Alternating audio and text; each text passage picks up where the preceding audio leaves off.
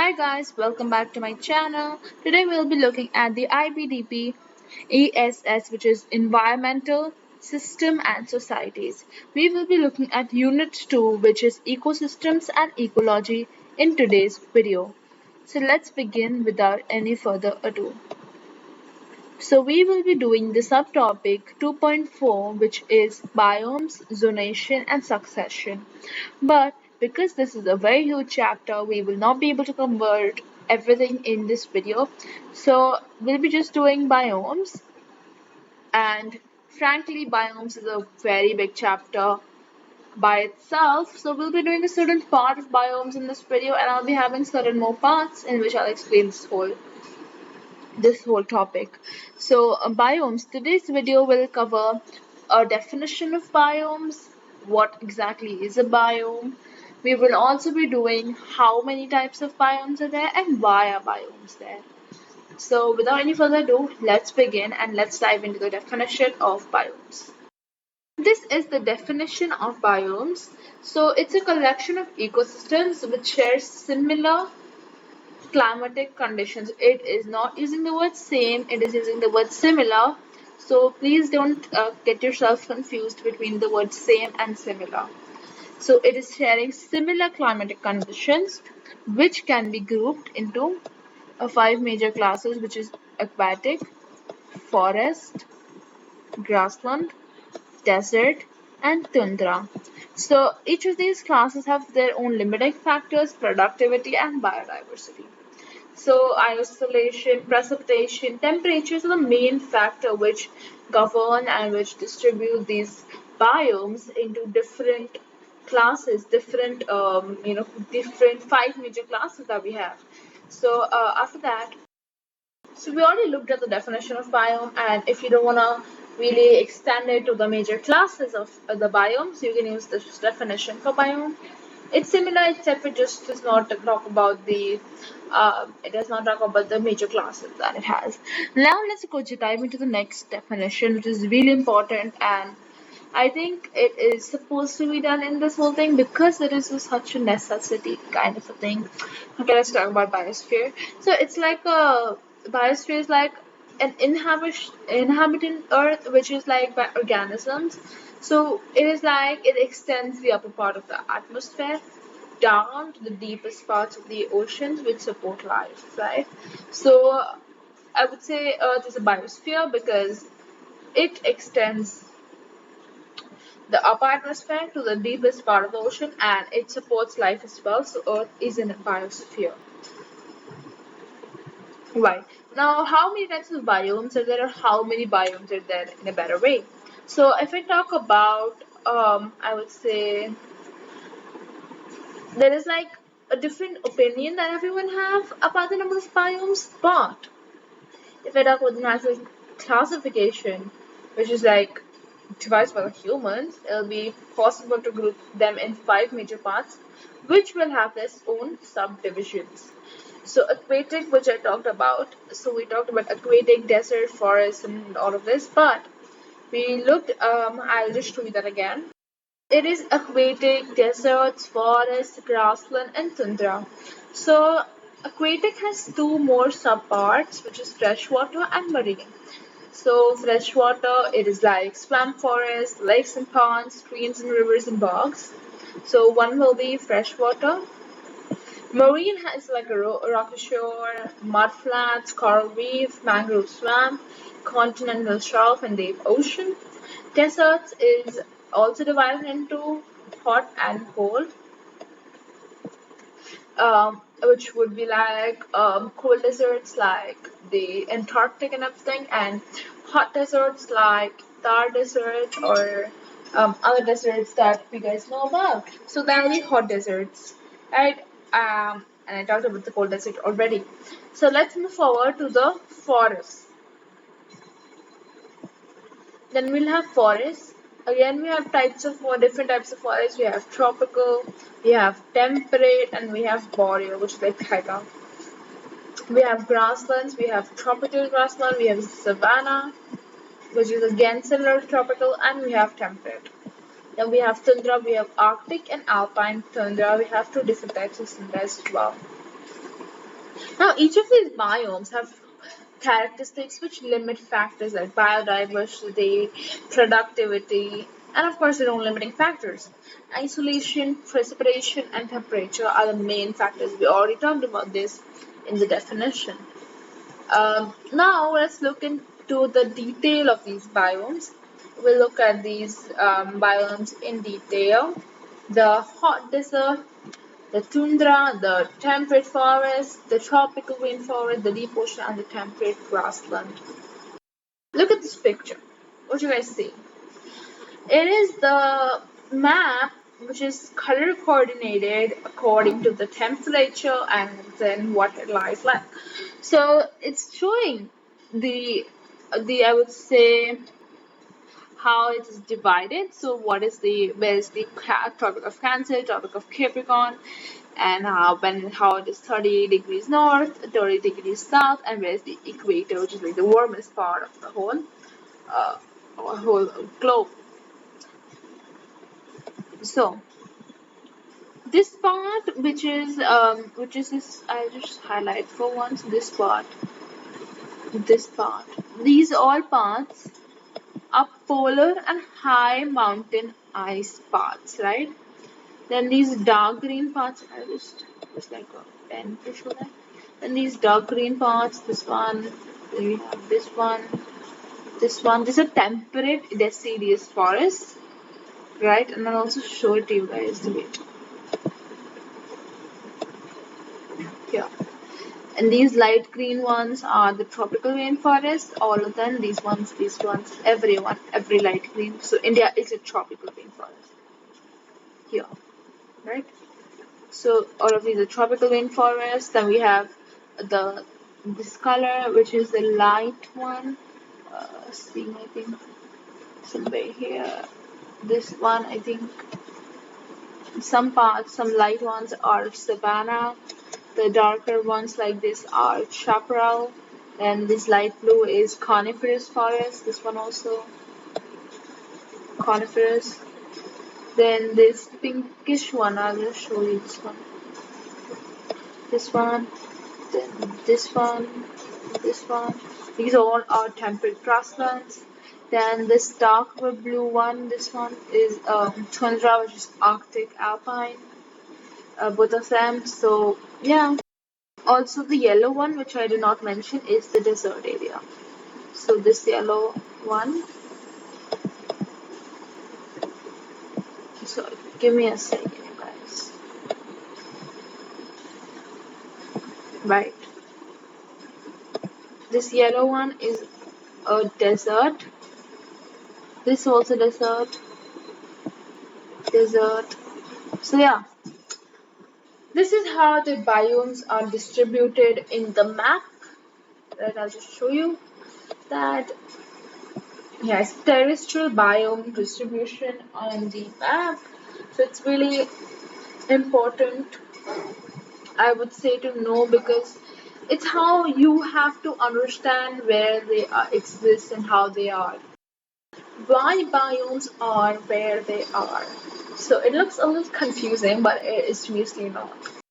It just means why do the biomes exist where they exist and why are they located at that particular point instead of the other points, right? So, I would say it's just um, it's just that major factor that would determine where what grows, where what lives, and where what happens. So it will be the important factors will be on the geographical thing, and we'll go towards the geographical part, but I'll not try to go there. I'll try to stay in the ESS particular topic. It is the slope, the aspect, and the altitude which defines the biomes where they are going to be and where they are not gonna be. Climates are generally made of like weather patterns, seasons, extremes of weathers, and other factors. But the two are important ones are temperature and precipitation, which is rainfall and snowfall or rain. I would say yeah. So that's about it. So this is not the end of why biomes are there and where they asked like why are they over there. It's not the end of that topic because it is a huge topic. I'll continue with that in this video itself because I don't want a separate video for just the same topic because it's long. I want to complete this topic in this video itself, and in the next video we'll look at another topic. So let's continue with this topic.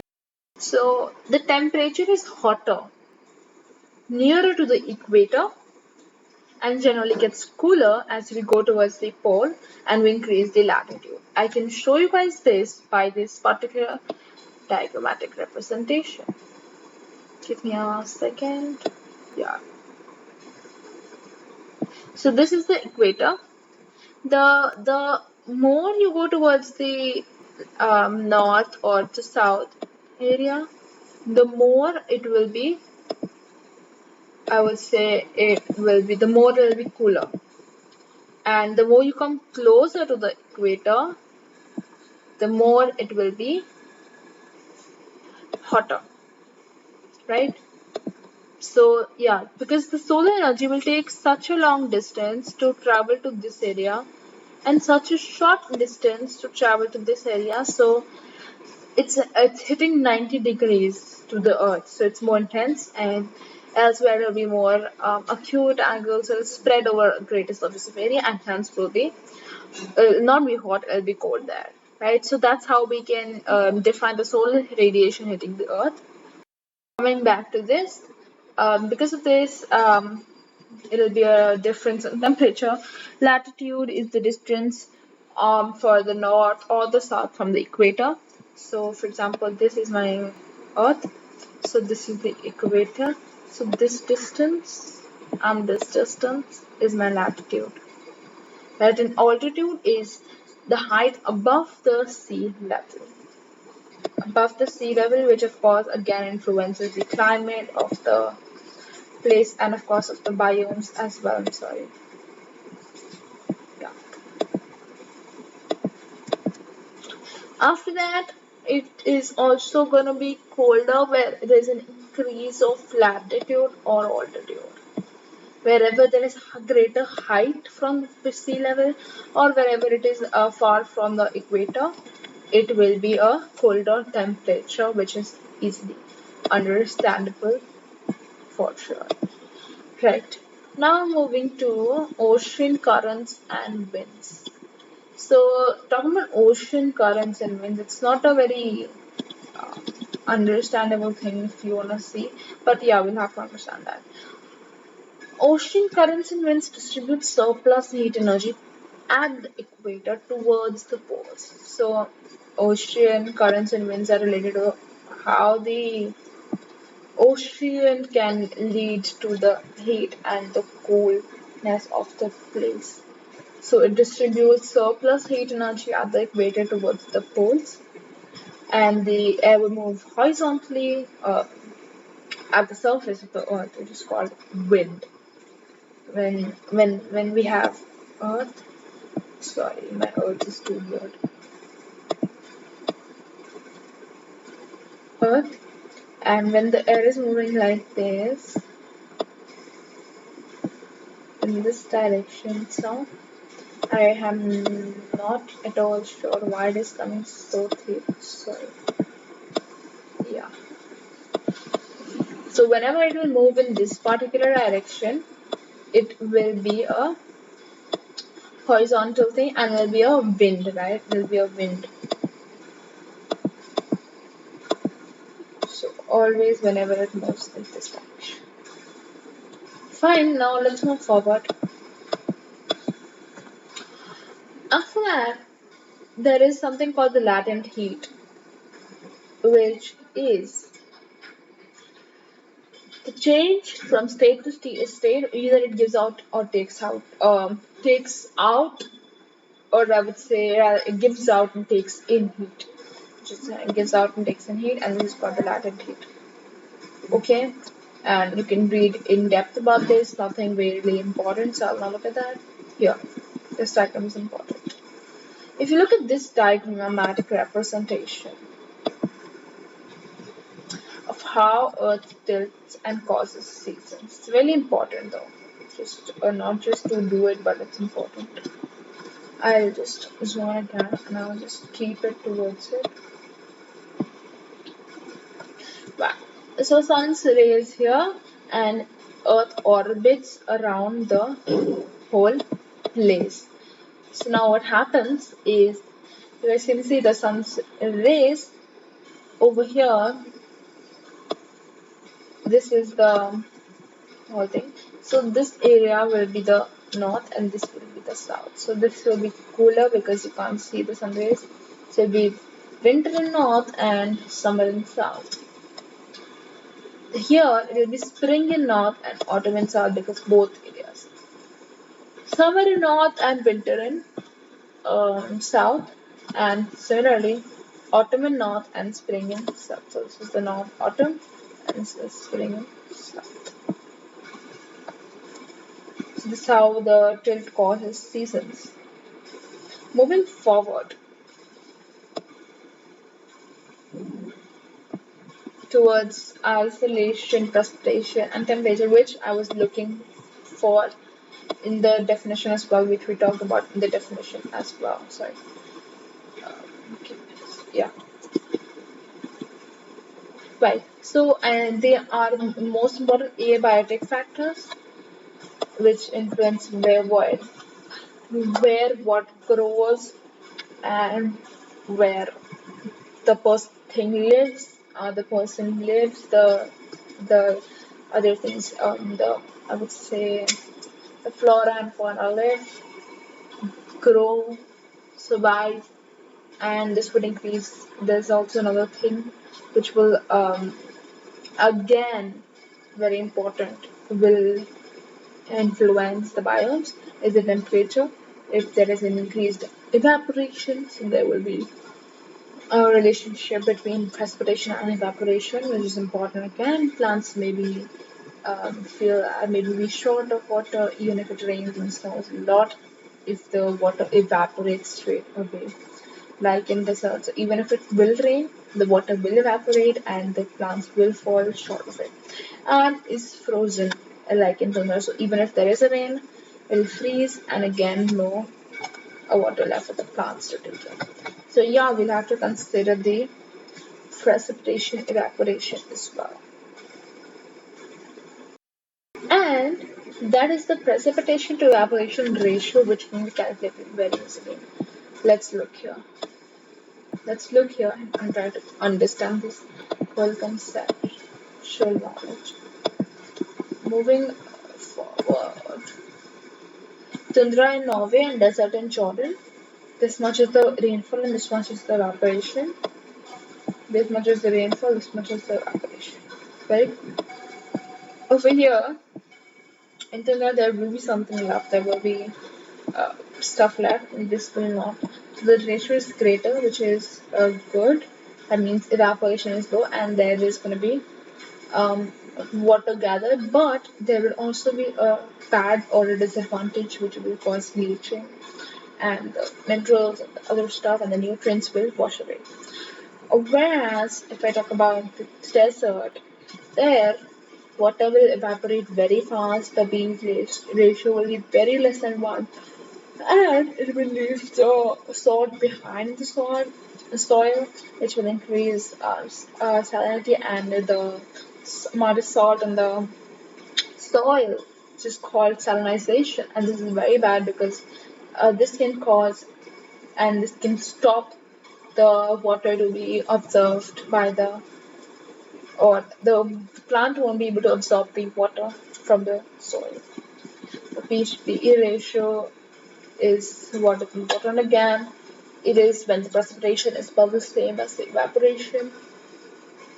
And the soil again tends to be very much more rich and fertile if it is approximately 1, like 0.98, 0.95, whatever.